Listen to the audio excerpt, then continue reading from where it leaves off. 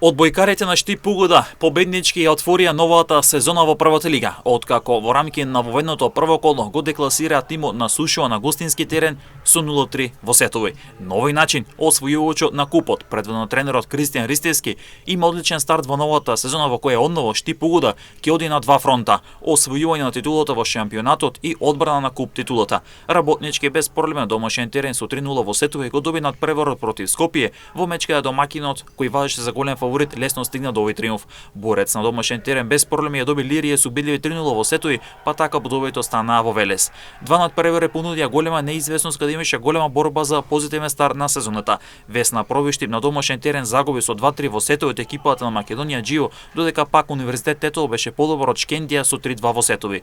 Првото коло ќе се комплетира со надпреварот меѓу шампионот Струмици и Јанта Волеј, надпрев кој беше одложен поради европските предизвици на струмичани.